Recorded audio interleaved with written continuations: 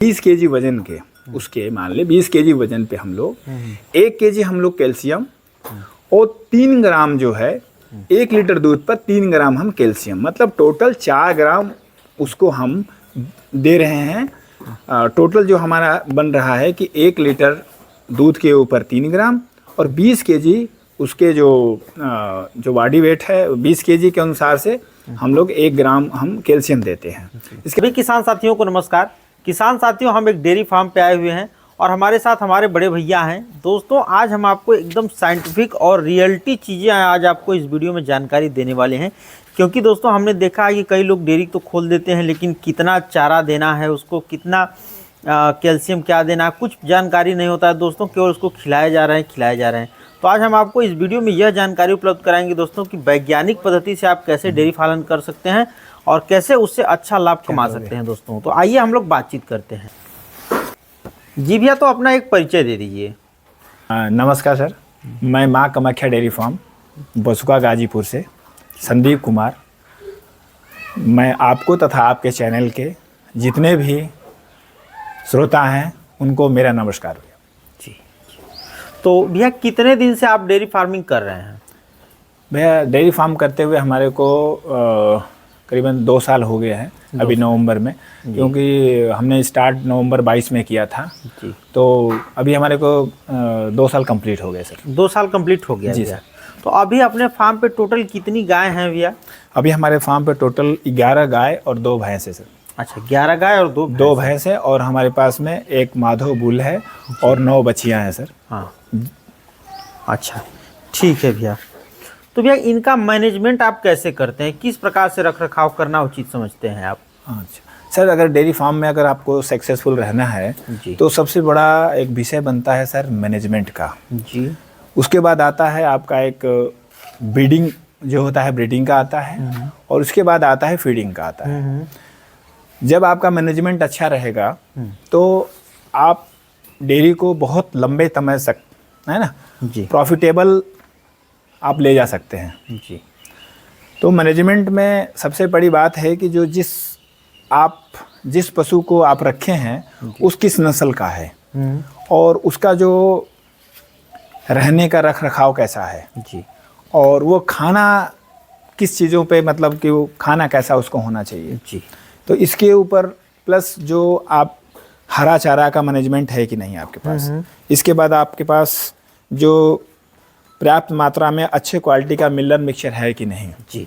इसके बाद में आपका जो पशु को जो रखते हैं उसकी अच्छी साफ़ सफाई है कि नहीं, चीचड़ है ना, जो भी लगते हैं उनका प्रॉपर जो है वो आपके फार्म के ऊपर ऐसा कोई चीज़ तो है नहीं। दूसरा, फार्म के ऊपर आपका टाइमली आपका रूटीन वर्क में छिड़काव हो रहा है कि नहीं हो रहा है जी। क्योंकि एक देखिए, किसी भी चीज़ को हर चीज़ हम दवाई से समाधान नहीं कर सकते हैं ये तो मैं भी मानता हूँ। अगर आप सोचते हैं कि हर चीज़ अगर डॉक्टर आए और आपको आपके फार्म के ऊपर और आपका फार्म को सिर्फ डॉक्टर के भरोसे चलेंगे तो आप कभी भी फार्म को आप प्रॉफिटेबल नहीं बना सकते जी। इसलिए आपको खुद एक बड़ा डॉक्टर ना बन के एक छोटा से स्तर का ही अपने डेयरी के लिए अपने लायक एक थोड़ी सी समझ बूझ रहते हुए आप पहले तो आप ये रखिए कि यहाँ पशु को कोई मेरे साफ़ सफाई में और मेरे छिड़काव में कोई कमी नहीं आना चाहिए। प्लस टाइमली अपने पशु को आप वैक्सीनेशन करवाते रहना चाहिए जी जी। अच्छा भाई, एक चीज़ अभी हम लोग बात कर रहे हैं तो आपकी मुझे सबसे अच्छी बात लगी कि लोग केवल उसको खिलाते जाते हैं, लेकिन खिलाना क्या है यह लोगों को ज़्यादातर नहीं पता होता है कि पशु के लिए कैल्शियम कितना ज़रूरी है, फास्फोरस कितना ज़रूरी है, क्योंकि दूध उसको देना है जी। तो इस पे आपकी बहुत अच्छी जानकारी लगी। तो हमारे दर्शकों को एक बार ये समझाइए कि कैल्शियम और फास्फोरस क्यों जरूरी है, तथा मोटी मोटा एक समझा दीजिए कि कितना जरूरी है। जी सर देखिए, जब हम भी गांव के हम लोग जितने भी हमारे पशुपालक हैं और आपके चैनल से जो लोग देखेंगे उनको सबसे बड़ी एक ही चीज़ है, मैंने जो भी देखा है सबसे ज़्यादा पूछते हैं कि मेरे पशु के अंदर कैल्शियम की कमी तो नहीं है डॉक्टर साहब। अब एक कैल्शियम क्या चीज़ होता है ना। अब कुछ लोग बोलते हैं चूने से मिल जाता है, कुछ लोग बोलते हैं पाउडर से मिल जाता है। अब देखिए, जो किसी भी गाय का कैल्शियम और आपका जो फास्फोरस जो भी चीज़ें देते हैं उसको हम वजन के अनुसार देते हैं सर। ठीक है। अब किसी गाय का मान लीजिए कि वज़न उसका 500 केजी है और उसका दूध मान लीजिए 10 लीटर है, तो हम लोगों का जो है कि अगर उसका हम क्या करते हैं कि 20 केजी वज़न के उसके मान ले 20 केजी वज़न पे हम लोग 1 केजी हम लोग कैल्शियम और 3 ग्राम जो है 1 लीटर दूध पर 3 ग्राम हम कैल्शियम, मतलब टोटल 4 ग्राम उसको हम दे रहे हैं। टोटल जो हमारा बन रहा है कि 1 लीटर दूध के ऊपर 3 ग्राम और 20 केजी उसके जो बॉडी वेट है 20 केजी के अनुसार से हम लोग 1 ग्राम हम कैल्शियम देते हैं। इसके बाद रहेगी फास्फोरस की बात। फास्फोरस जो होता है हम क्या करते हैं कि उस अगर 500 केजी वज़न है उसका तो उसका 35 केजी वज़न के ऊपर हम लोग 1 ग्राम फास्फोरस और आपका 1 लीटर दूध के ऊपर 2 ग्राम फास्फोरस देते हैं। तो इस रेशियो के अनुसार से जब आप कैलकुलेशन करेंगे जितना आता है 150 ग्राम 160 ग्राम है ना, तो पर डे के डोज होता है सर ये पर डे का। हाँ सर जी ठीक है। अच्छा अभी आप बता रहे थे कि बिना चोकर भक्के का आप डेयरी चलाते हैं। जी सर। तो ये कैसे मैनेजमेंट करते हैं आप? अच्छा सर, अब देखिए सर हम चीज़ें है कि अब हम जब भी डेयरी फार्म आप मॉडल चलाते हैं तो आपका कुछ सोच विचार भी अलग टाइप से होना चाहिए।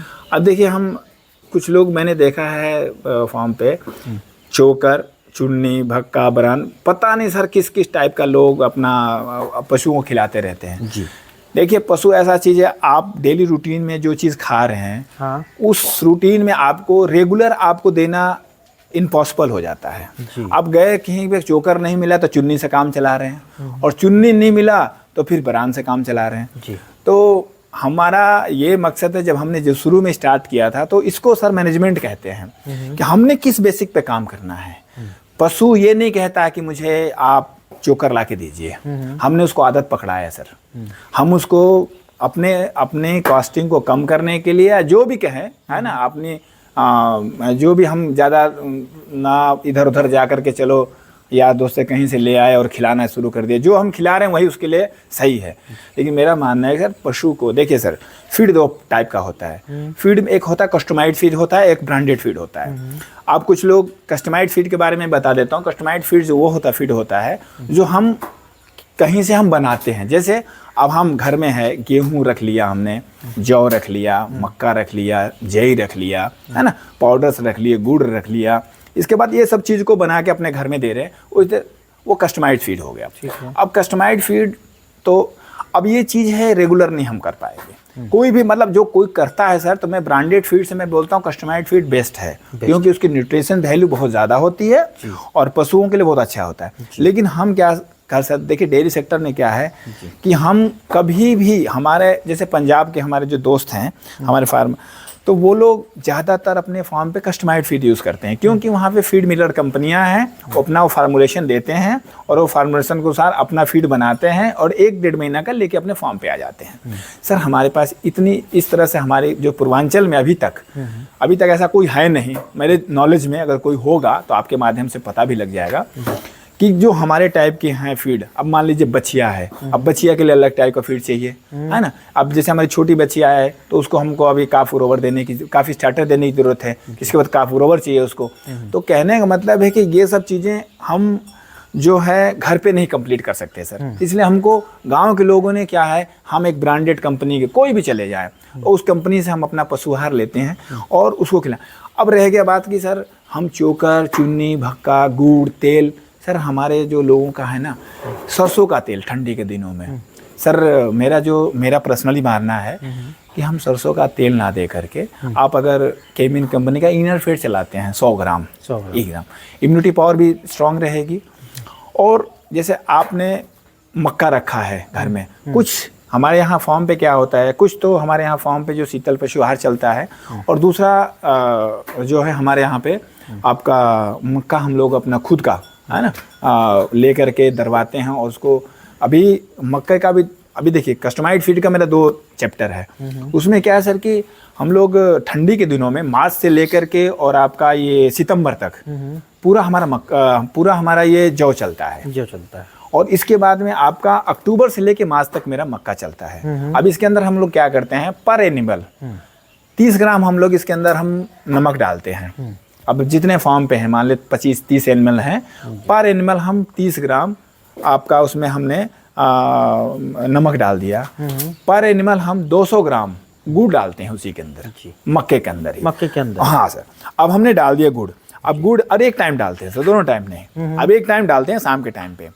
अभी होता क्या कि सर हमने ये चीज़ों को हमने जो पूर्ति है, इससे क्या होता है, एक पशु को ना बैलेंस डाइट मिलता है जी। जब आप किसी पशु को आप बैलेंस डाइट देंगे तो उसको सबसे अच्छी बात है उसका BCS मेंटेन रहेगा।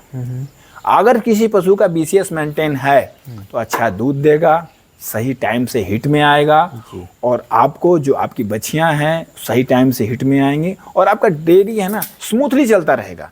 आपको ज़्यादा परेशानी होने की जरूरत नहीं है।